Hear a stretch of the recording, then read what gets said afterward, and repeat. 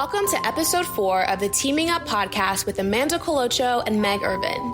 The topics for this episode will include media relations tactics like sampling and gift guide pitching. Interested in checking out the video version? Head over to our YouTube channel and don't forget to follow on Apple Podcast, Spotify, or wherever you get podcasts to get future installments. You'll find the links to everything you need in the show notes. Well, it's time for me to pass it over to the team. Enjoy.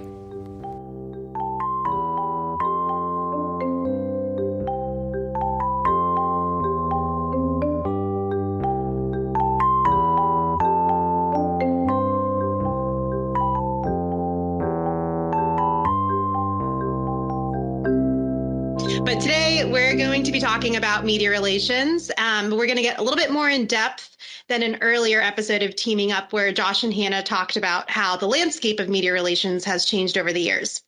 Like Meg, you and I today are going to be diving specifically into consumer media relations and some of the work that Hodges does there. I know you and I work really closely on quite a few different accounts, but one where we work, I think, the most on together is probably Virginia Distillery Company. I know today we're going to be using a lot of different examples from our work that we do with the distillery to cover 4 topics within that realm of consumer media relations. So we'll be talking about relationship building, which I think we can both agree on is really the foundation of the work we do when it comes to media relations. And then we're also going to cover product sampling, market pitching, and then some gift guide pitching. But before we get started, Meg, do you want to kick us off and introduce the Virginia Distillery Company? Sure. Yeah. Thanks, Amanda. And I know we have a lot to get to today. So excited to talk about all of it with you. But so Hodges has worked with Virginia Distillery Company since 2015. So for about 6 years now. And Virginia Distillery Company is an American single malt whiskey distillery that's located in Livingston, Virginia. So about 30 minutes outside of Charlottesville. And when we started working with the distillery, our focus was really on statewide and regional media relations and also on promoting the distillery's visitor center, which was just opening up in 2015. So we were really focused on markets where people might live within 2 or 3 hours and think about the distillery as a part of their itinerary to Charlottesville or something like that. And the distillery has really grown in the past 6 years that we've been working with them. They have launched Courage and Conviction, which is their flagship American single malt whiskey. And that whiskey is available in a number of states throughout the country with shipping to more than 40 states. And I think the way that I like to think about our relationship with the distillery and the distillery team is that Hodges has really been able to grow, with our work alongside the distillery as the distillery has really grown and their products have grown, the lineup, the distribution, all of those things. So we've just grown right alongside them. And I think it's been really great to both get, ingrained in the whiskey world, which there's just so much as far as, contacts and specific outlets and things like that there. And then also just the general consumer media relations and, having fun with product pitching, with a really fantastic product. Yeah. No, I think so you were on the team for about a year before I had joined. And the reason for my being added to the team was because the distillery was expanding into so many bigger markets. I think they were moving into Chicago, New York, and those bigger areas in the US. So with that, came, like you said, that growth in the national outreach and expanding sort of that market pitching. I know one thing that's been really cool with the distillery growing and just continuously having new bottle releases and different things to go back to our contacts with and new contacts is our ability to sort of build those relationships, like we had mentioned earlier. We've really built a rapport with contacts. And so I think one of the biggest things that's really important with media relations, whether it's consumer or any media relations, is really doing our due diligence to do our research before we just start, blindly pitching a report or a release. We always want to really make sure that we're personalizing our outreach. And so over the years, I've been able to move away from, hey, Meg, how was your weekend, to actually checking in with lifestyle events or life events. And I can actually say, hey, Meg, how's the new house? How's new parent life treating you? Or, I know when our contacts have been on vacation, and I know when not to contact them and when to contact them. And so it's been really great to develop those relationships because we've been able to work with the distillery for such a long time. And Amanda, I feel like we've both seen this, but I feel like one of the biggest benefits specific to media relations of that relationship building is that when reporters start to get to know you and respect you, you end up being on those inbound lists, for queries and for stories. And so we're both on the receiving end, I think, probably at least on a monthly basis of getting notes, from freelancers and people at different publications of, hey, here's some stories that I'm working on in the next few months. Do you fit into this? And let's chat about it. And so we know, about things like that. And it can just help, inform our outreach and let us be really smart. But I think all of it just comes down to relationship building and just getting to a place of just respect and positive energy between, the PR person and whoever you're working with. Right. And yeah, like you said, we've created these inbound opportunities both on a regular basis, but again, because we've sort of built our client, Virginia Distillery Company, as an expert specifically with American single malt, they have become a resource in the category nationwide. And so whether it's the regular emails we get from our writers, or it's somebody specifically working on an American-made whiskey, we've had some success there as well. And again, just creating inbound opportunities because of relationship building. I think one of the biggest things that helps us to be successful with this pitching and building relationships and outreach is something that our client does a really good job of, and that's the product sampling. I think they really see the value in being able to share a sample of the whiskey, to let it speak for themselves, or let the whiskey speak for itself, I should say. And they do such a good job with making sure that the packaging is done really well. It's a very experiential process when we're sending samples. And again, that, they're just very open to sending as many as needed. I think over the years, we've sent hundreds of samples to different whiskey writers and lifestyle writers, just across the gamut. And so do you want to get started with just kind of giving us a 101 on when it comes to product sampling? Yeah, I think the biggest thing, and Amanda, you kind of alluded to this, but with consumer media relations, I think the biggest thing is just being able to get the product in hand. You can send a release, you can send a pitch, but when you can actually send a product that, looks nice, tastes good, especially when it's something that's food and beverage related, or, same thing applies to fashion. You can get the feel for something, you can actually touch it and see this is a really nice quality.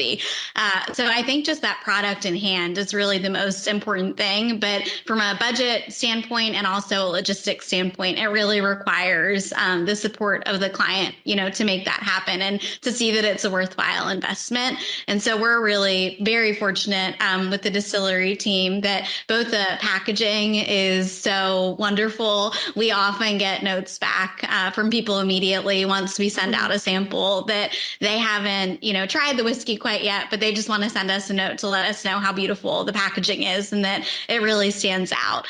And so things like that are always really nice to hear. And and then, we hear about the taste, but so I think just getting those samples in front of people is so important and so crucial. And I would just say for the basics of sampling, the most important thing I think that we try to do as an agency philosophy is that we don't blindly send out, samples. And we really can't in this instance because we're working with, an alcohol product that, people need to sign for upon delivery. We need to know that somebody's of age and all of those things. But we work with contacts and, we'll write them. And when it's somebody, either a new contact or somebody that we've worked with before and we're releasing something new, we always reach out to try to find out, hey, when is a good time to get this in front of you? And it might turn out that they really want to try it, but that they're already, slammed for August. Yeah. And can we check back in September? Amanda, I think you got a note like that in, June of somebody that was asking you to come back like 4 months from now. Yep, I did. And I have a calendar reminder for the middle of September to follow up with them.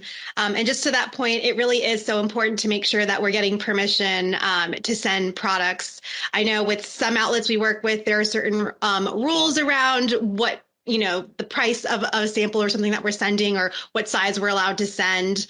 And then I think one thing which is going to help segue us into the next topic is with market pitching is that each state has different rules, laws, and regulations when it comes to alcohol and sending product samples or retail regulations around that. And so we have to always be really careful with that too.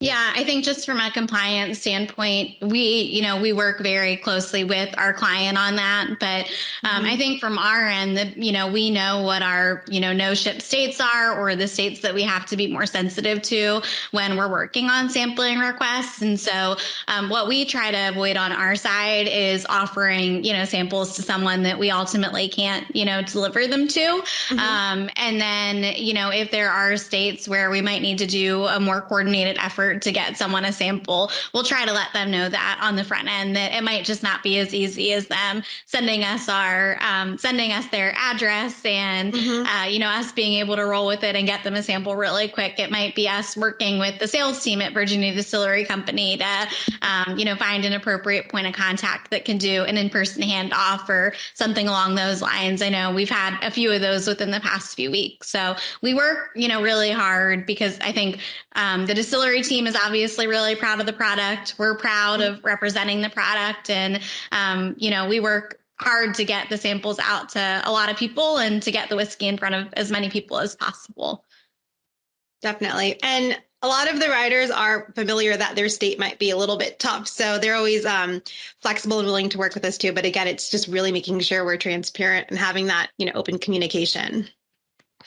Amanda, I know you were saying that, we're talking a little bit about how the state by state can be a little bit tricky just with navigating samples. And I think we're largely pretty fortunate that for most states it's simple, but I think that is a good way to transition us into an area that you really help us lead along with Julia, who's another Hodger that's on the Virginia Distillery Company account with us, but she's not here for our teaming up today, but want to give her credit too. But you and Julia really lead the efforts for market pitching. So do you want to talk about that part of our work and how that works into our larger strategy? Yeah. So I think whenever our client becomes available in a new state or a new city, a new town, or new products are now becoming available in those areas, we really localize our pitching as much as possible.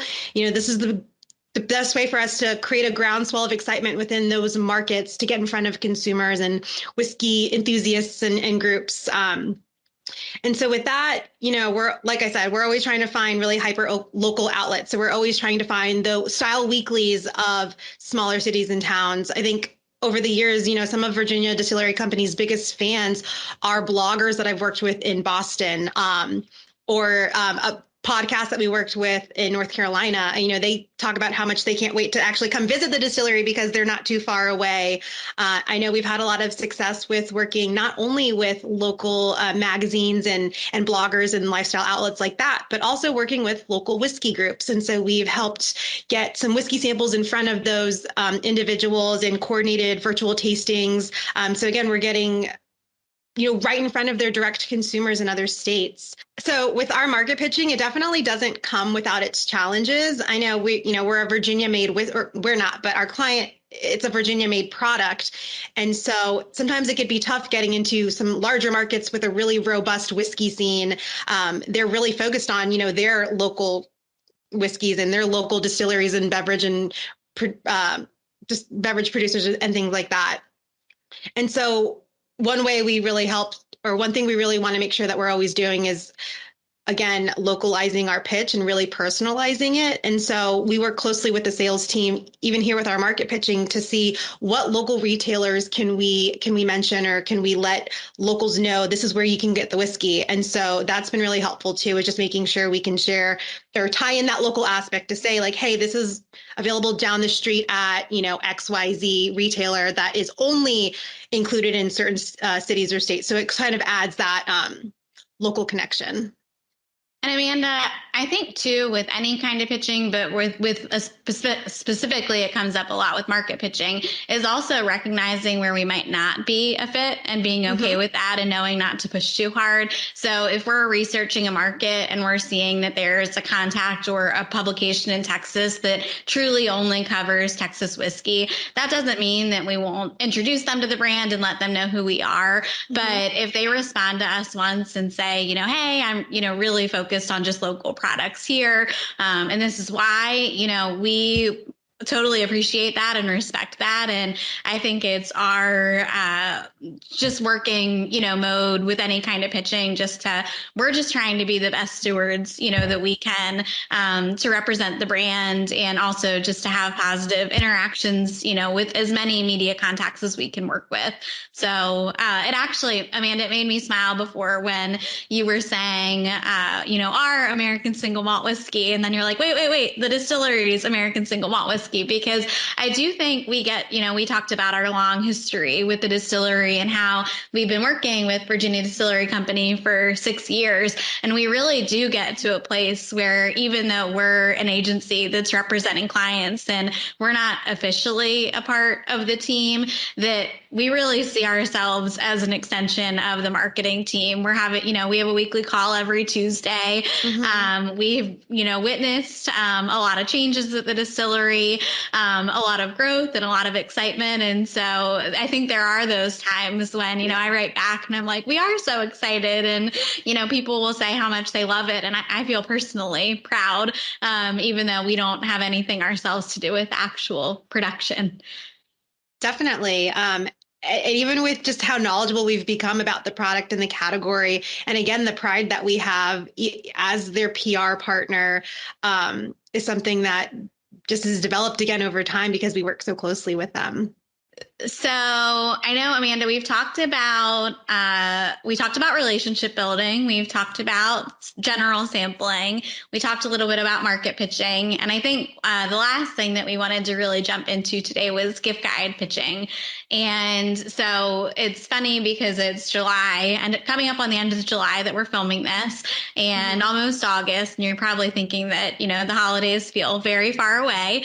But from a PR standpoint, we start thinking about the holidays with about a 6-month lead time. So in May and June, we were doing outreach for print publications for holiday gift guides.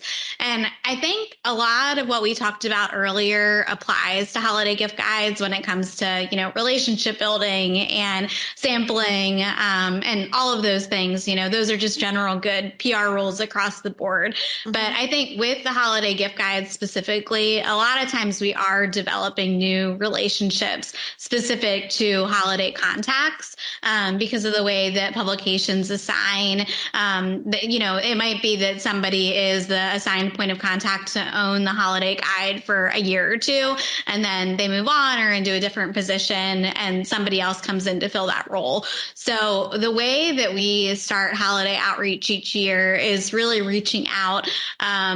We'll start based on research of who's done recent gift guides at a publication, the contacts that we reached out to the previous year. And our initial outreach for gift guides is very short and sweet.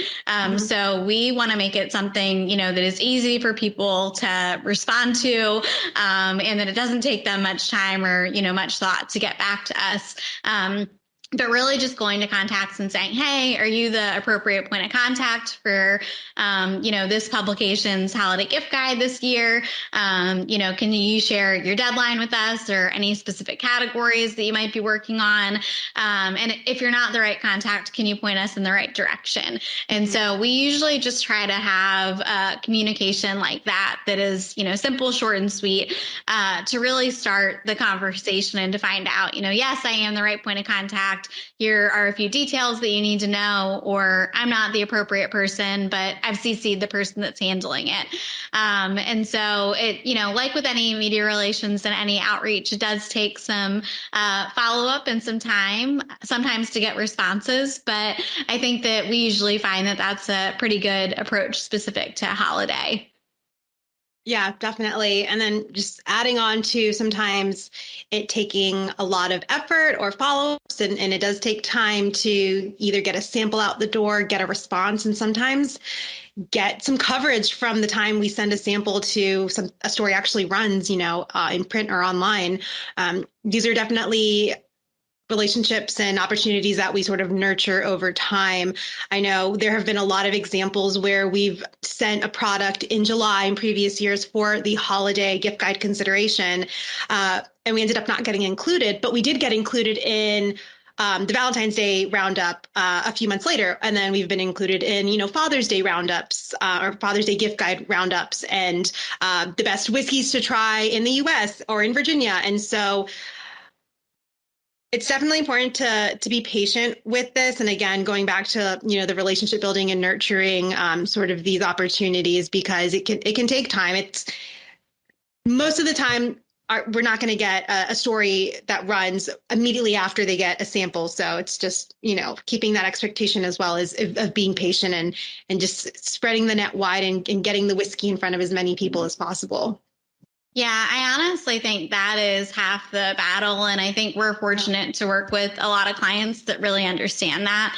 But media relations in particular, it's such a long game that, I think we've worked honestly with contacts before who we have sampled to them and we might not see a result from that sampling for honestly as long as about 2 years. Yeah. And that doesn't mean that we won't be communicating, with the contact in between, checking in, seeing if they've had a chance to try it, seeing where it might be a fit. But I think it's always finding that line of being persistent without being pushy, and also just respecting how, busy people might be with other, deadlines and other stories. And, this whiskey, while it's the one thing that we're talking to them about, it's not the one thing that they're working on. But I think as PR people working with our clients to help manage, those expectations. And so our clients specifically, if they're on, communications or marketing teams, so they can advocate to their own leadership that this is just the nature, sometimes of media relations engagements and how it works. And I think we've seen that, ultimately the sampling and the personalized outreach, that it really does pay off, but it can take a long time. So patience is definitely a virtue in the world of media relations. Yeah. And then you said something that reminded me to also share that because of the relationships that we've built over the years, a lot of these aren't just whiskey trade outlets, they're lifestyle outlets. And so we're finding opportunities for other clients that do a lot more consumer facing, B2C work. And so we've been able to create opportunities for even other clients outside of the distillery that we work with because of how well informed and knowledgeable we are with what specific national writers are covering, what their beat is. We know who writes gift guides, throughout the year for certain outlets. And so we're able to bring other ideas if this person isn't covering whiskey. So that's one thing that I think is really important with being able to partner with an agency or with folks that are really just involved in media relations truly on a day-to-day basis. Yeah. And Amanda, I love what you were just saying too about being able to bring different brands together, because I think when there is that opportunity, like for synergy at Hodges, if we're working with two products that, Men's Journal or a different men's interest outlet might be interested in, like Gear Patrol or Cool Hunting, it gives us the opportunity to be able to go to those editors with not just one thing that they might like, but to say, hey, we're working with 2 or 3 different things right now that might be a fit for you. And I think it just makes the email, more appealing to open. And then we can, be doing work for multiple clients at the same time that, are relevant to these outlets, which is cool. Yeah. Well, I know we've covered quite a bit today, but, media relations really is one of our fortes at Hodges. And so if you have any questions or are curious about or for those watching, if you have any questions or are curious to learn more about some of the media relations work we do, we have tons of tools and tips and templates and how to even get started with list building on our Gong blog. So head over to our blog if you have questions, or feel free to reach out. We're always happy to have a coffee, have a conversation, and collaborate with others. So this was a lot of fun, Meg. Yeah, it was great, Amanda. Thank you.